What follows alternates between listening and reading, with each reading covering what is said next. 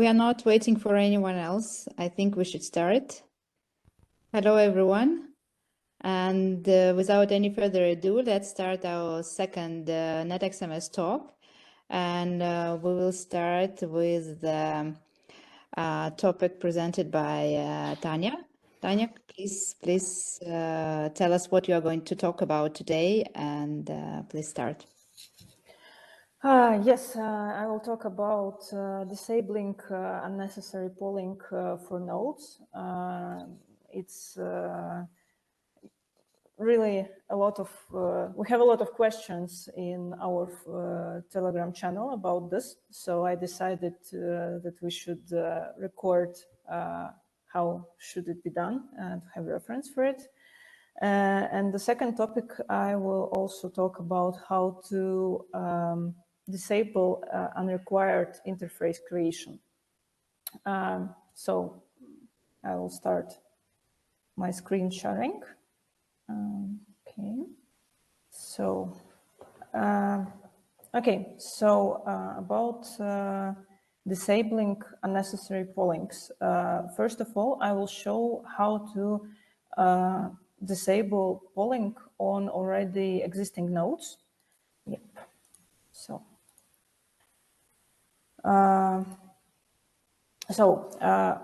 what will we do? My idea is that currently your nodes, your network in NetXMS is already configured and it has all capabilities on the nodes that are required. So, for example, my current node has no capabilities. But for example, SNMP nodes has capability SNMP, and if we will check nodes with the agent, we can see that they have capability agent. So we will think that if there is capability, we should poll it. If there is no capability, we should not poll this poll via agent or poll via SNMP if no capability for them is set. For this, we will use capability flags. So if we will check capability flag for this node is agent, we will see true. And if we will check capability flag is SNMP, we will see false. So it's exactly the same as capabilities on the overview. So now I will go through the all nodes. I will make it with 4 nodes. And we will use function get all nodes. Okay.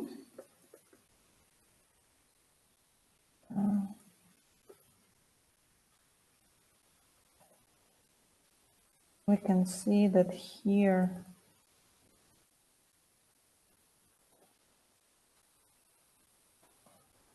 it will iterate through all the nodes.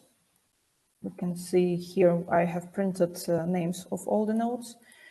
So in my case, I will check if node ability is agent. Okay, if it doesn't have this capability,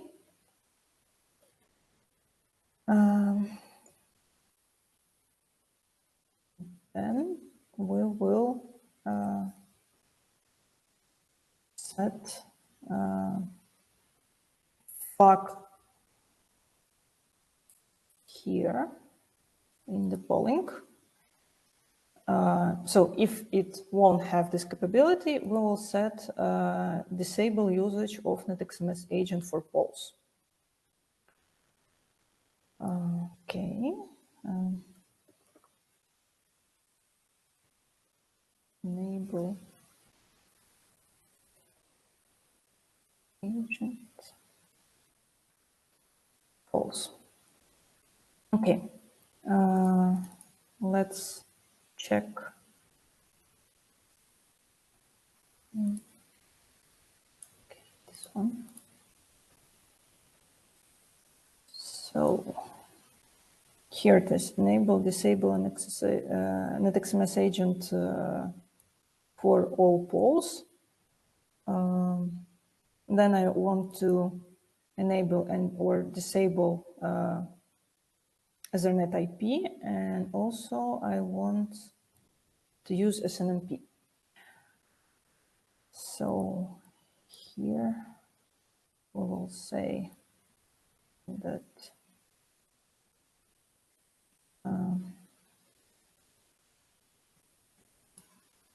let's check Ethernet IP.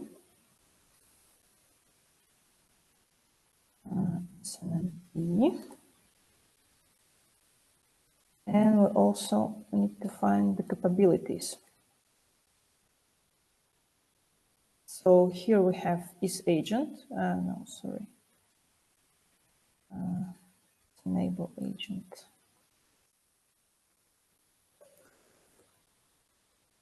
Is agent. Yes, then we have is Ethernet IP. And we have is SNMP. Okay, so here we will go through all the nodes.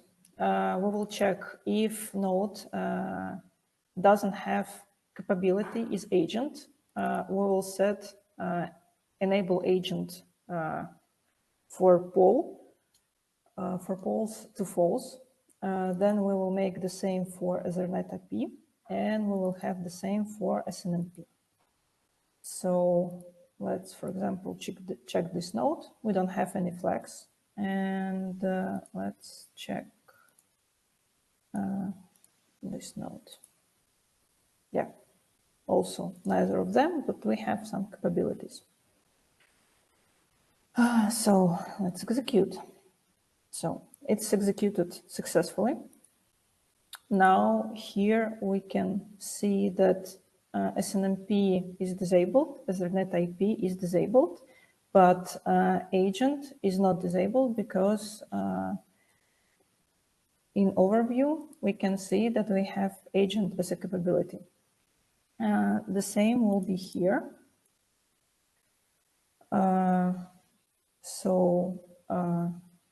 Here agent polls are disabled and Ethernet IP are disabled. So this means once we make status poll or we make configuration poll, we won't wait for SSH for SNMP to connect or for Ethernet IP. So we also can disable SSH if we want.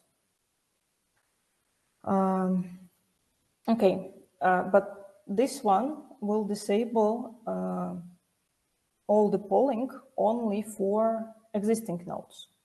If we, for example, want to disable some polling for newly created nodes, we can make it in the script library. We have hook that is executed exactly after a new node is accepted. So, sorry, not this one. It is post object create. Yes, so it's executed just after object is created. What we should know about this hook. This hook is executed once new node is created, but before the configuration poll. This means that we don't have yet any information about its OS, vendor, no interfaces. We have only IP address and some basic information that was input from the user, either that was input from network discovery. So here we can add some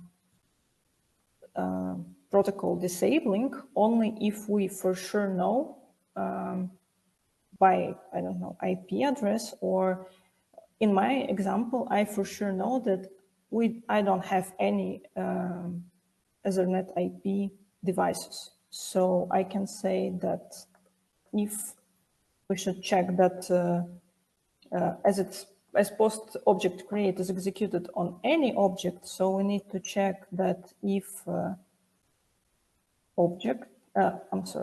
if node is not null, how it will work.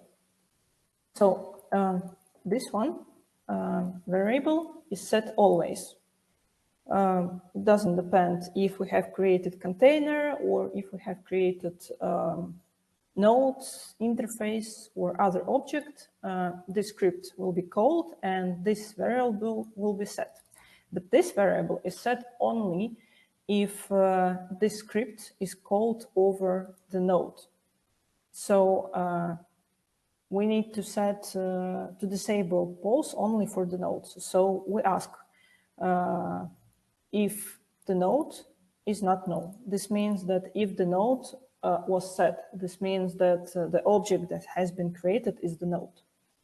And we say then node enable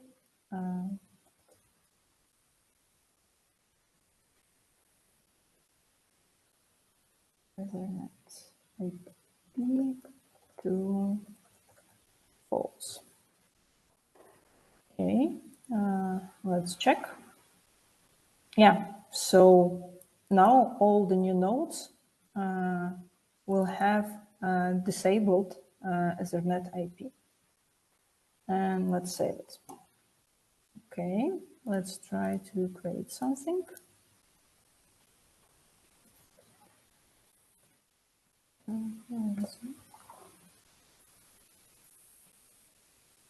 Okay, we have created a node. And nothing is disabled. Okay. Let's check. A non-object method. Okay. So I see that I have error in script that is seen as alarm for my management node. So for the line 11, a no object method. So this means most probably that here I've used incorrect object method.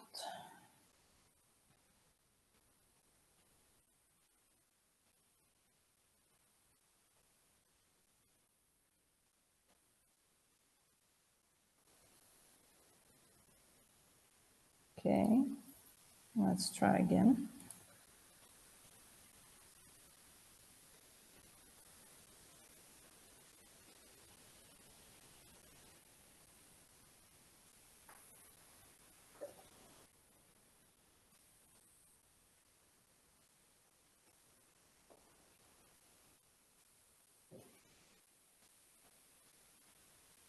Yeah, now you can see that by default, Ethernet IP will be disabled for all new nodes that will be created.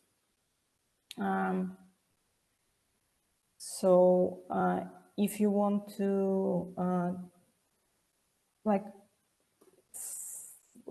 as we don't have yet capabilities here, because none of the configuration poll was done, so we can't make it here by capabilities. And if, for example, you will create, you will add something to hook that is named configuration poll. This is hook that is executed just after configuration poll. You, for example, may try here, based on capabilities, disable some polls. It may lead to the place where, for example, you have created a node, you have started agent, but you forgot to open the port, and the server was not able to connect to the agent, and there's no agent capability, and we will disable agent polls. So it's a bit tricky how to disable them just like automatically, because it might be that on the first run of the configuration pool, on the first connect, not all the capabilities will be set because there will be some issues with the networking and stuff like that. So like, it's possible to make it here, but you should know that if something was wrong, then configuration poll will disable the polling, and we won't try anymore to connect to this node with agent or with SNMP if there were problems with SNMP. Okay, this part is about enabling, disabling those poll options. And another part is how to prevent not required interfaces from creation. So for this one, I should start my agent.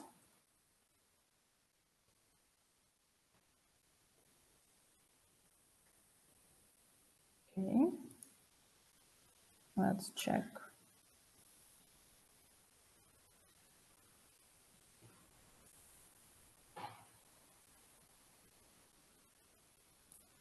Okay, as I said, we didn't have agent capability, and I have disabled poll. So now we're not able to connect to the agent because the poll was disabled. But with hands, we can see that it was disabled. I enabled it, and now we can connect. Okay, so in my case, I don't want this Docker interface to be created. And if we will delete it manually, and we will wait some time, and status poll will, configuration poll will go through, or we will run configuration poll with hands, it will be again automatically added. But like, I don't want to see him. So in this case, we have in script library a hook that is named create interface. Here it is. And here we say if interface should be created or should not be created. So by default, all the interfaces I want to be created. But if $1 current interface name is something like Docker .star. So Docker 0, Docker 1, Docker, I don't know, any other. False. So this means that we should disable creation of interface Docker. So now, if we will go here and if we will make poll, nothing will change because this interface already created. So you should either create the same script that will go through all the nodes and delete unrequired interfaces, or you can just delete it by hand. I can delete, for example, those interfaces as well. Okay, and creation. Yes, so you can see now here that creation of the interface Docker 0 blocked by the filter. So it's still written in the configuration. So if some interfaces are missing, you can run the configuration with hands and check in the configuration poll output if interfaces is found and if they are filtered out or they are just not found and that's why are not created. So that's all that I wanted to show. I don't know if we have any questions. Most probably no. Okay. So now I will give. I I will let continue Fillip with the next topic. Okay. So my part will be actually a bit off topic in some places. So this is a story about my friend's house in suburbs. He's heating it with pellet boiler, and last year price for these pellets went like 3 times up, and the problem became actually to monitor how much is he consuming. Should he continue with this or choose something else, and so on. So we've implemented monitoring of the pellets. The pellet feeder is actually just a motor onto which electricity is switched on, and we can just monitor the time when it's being fed. Of course, it's high voltage electricity, so I need to give the warning that it's risky to do stuff like this, and either ask professional people for that or be aware of possible consequences. So this way we are getting data when the pellet feeder is running. We also introduced temperature monitoring, and I had a pleasure to drill a huge hole through the wall to monitor temperatures at various points. So we have 3 temperature sensors. It's a similar wall of what he is having. We have a sensor somewhere here on inner surface, in the middle, in the brick layer, and he actually has a layer of polystyrene insulation on the top from outside. I was very happy to find a project which requires zero coding for the sensors. Sensors use ESP8266 modules, and there's a project named ESP Home, which is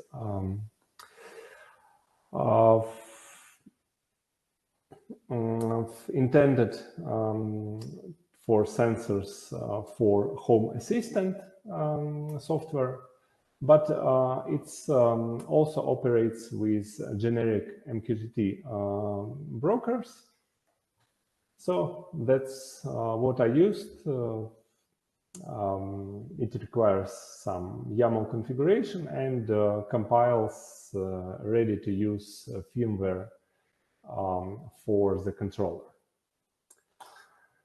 So we use MQTT in this case, And recently in NetXMS, MQTT part was refreshed.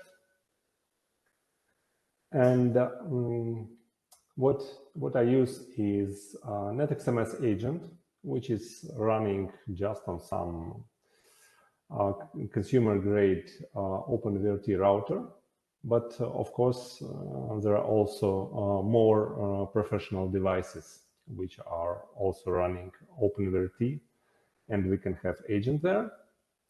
So there is a couple of sensors communicating via Wi-Fi to this router, and this router is also running MQTT broker.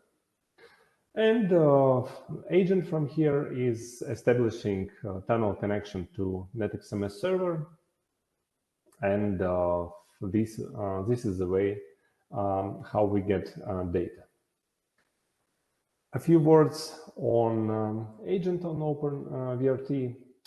Since it's a platform with limited storage capabilities,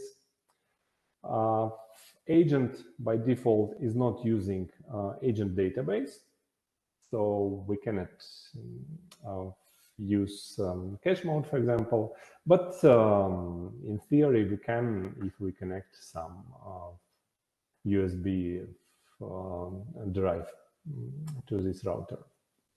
Okay, so that was the story.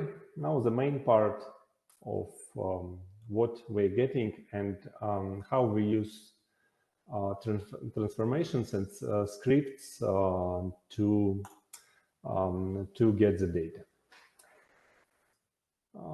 Let me start with actual values. Currently, this house is not heated for more than a week. It's more or less spring here. So let's see what we have. We have some weather data which are coming from some public API. So these metrics they are coming from web services. So, for example, this one is obtained from here. Then we have a couple of sensor modules. The wall one is getting the temperatures, and oh yeah, these are deltas. So we can have a look at the graph for this. So for a month, for example, we can also add outside temperature to this. So let me just find the other node where we have the temperature. So now we have it all together, and we can see that the insulation is not that bad, because changes of outside temperature are not affecting the brick temperature too much. Interesting research with all this was how long it takes to heat the entire house and its walls. So if we have this history graph, so here the inside air was heated and remained around 18 degrees, and it took like from January 13th to almost 20th. So it took like a week for the bricks to get warm. And then let's have a look at the pellet feeder. So let's see let me show the graph how it looks. So yeah, like this. So basically, when the feeder is running, we are counting some pulses. So if the motor is running like 100% of time, it will give 6,000 of pulses per minute. So actually, it's the motor is running periodically, switching on and off. That's why it's the number of pulses is lower than 6,000. And if we look at this data, it's not really convenient to use because the altitude of these things on the graph, it's not telling us much. So what's really important is the width of these elements. And if the graph is for more than a couple of days, then all these things will become very small. So we need some transformation here. The simplest thing what we can do, we can calculate sum of pellet consumption for an hour, for example. But it's not very good because, for example, we have some hours when there is consumption, some hours when there's no consumption. So the graph will be jumping from 0 to some value and back to 0. But we can calculate data for 24 hours, and that will be more useful. So let's see. We have a DCI which does exactly that. And what it does, it's a script DCI. It's calling a script from the library. And you can see that we give this script a couple of parameters. 86,000, it's number of seconds per day. And 1075, it's the number, the ID of the DCI where we're taking the data from. So it's sort of universal script which does summary calculation. We can have a look at that. So it gets parameters and does some calculation. And what this script is telling, it's telling that I was lazy to scroll a bit down in the documentation because just a few lines below this get DCI values, which I'm using. And so the way I use it, I get the values, then I get an array of values and go through these values and sum them up. But there is a function which does exactly that, and I should be just using that one. Yeah, so this one gives us summary values. Now we can also do a transformation from some impulses to pellet kilograms. So let's see, it should be, yeah.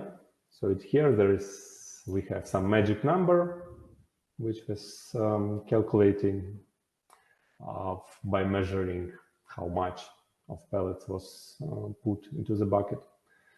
So we are converting into this. And we can have a look at this, for example, for a month. So yeah, we have pretty smooth graph, excluding the moment when someone forgot to pay for the internet. So we have the data. But data for the whole day, it's we do not see moments like when it was daytime and sun was shining, or it was night. So we need some other way to do the transformation. So from this to a graph, but not for the whole day.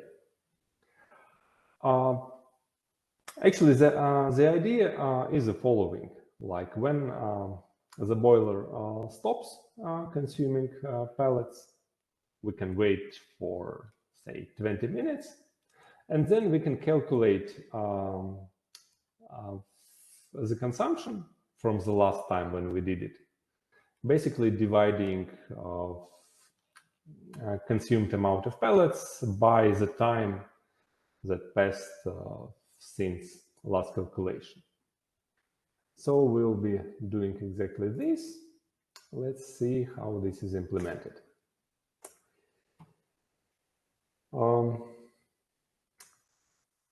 We have push DCI for that. So let's find the place from where we are pushing into this. And it's exactly in the original DCI, which is getting MQTT data. So here's the script. I will not go into exact details for the entire script, but the idea here is that we use persistent storage. So like each time we are getting new value here, we are checking if the value is 0, then we have persistent storage record with the counter of how many times it was 0. So basically, if it's 0, we read the counter, we increase it, and if the counter is equal to 20, we are polling once in a minute, so this means 20 minutes. So if the time came to do the calculation, we have another persistent storage value, which stores previous timestamp when we did the calculation last time. So we get the timestamp. Now I'm using correct get some DCI value function. Summarize consumption from last time till current time, dividing it by the time that passed since that moment, and pushing to that another DCI. And the other DCI, which is here, it will also have transformation to convert into kilograms, and that's how we have the data. So let me show some picture how it looks together, not this one. So now, instead of some strange data, we just have a graph which with one data point per boiler operation cycle, and we still have some spikes here because the boiler for some reason is not working at a constant interval, but sometimes it's running more frequently and sometimes less frequently. But if we want, we can also address that. We can, for example, do average calculation after 2 heating cycles and so on. So that's basically the story about the ways how we can customize data processing with scripting, transformation, and so on. So please, if you have any questions. Yeah, can you show again end dashboard?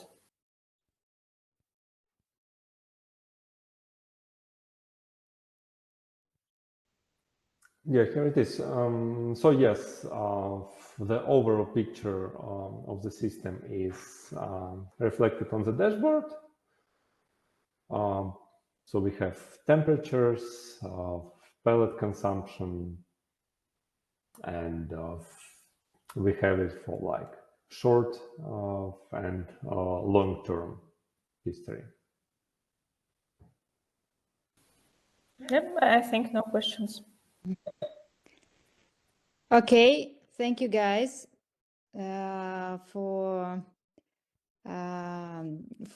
interesting topics. Fillip, thank you very much for a great use case. And if there are no any questions, we will wrap it up for today. And please send us more questions you'd like us to cover during our NetXMS talks. Maybe some things you don't quite understand, or maybe some features you'd like to discover for yourself in more detail. Just drop us a line in the chat or write us an email. And see you soon, see you next month, and we will announce new topics through our newsletter. Subscribe. Bye.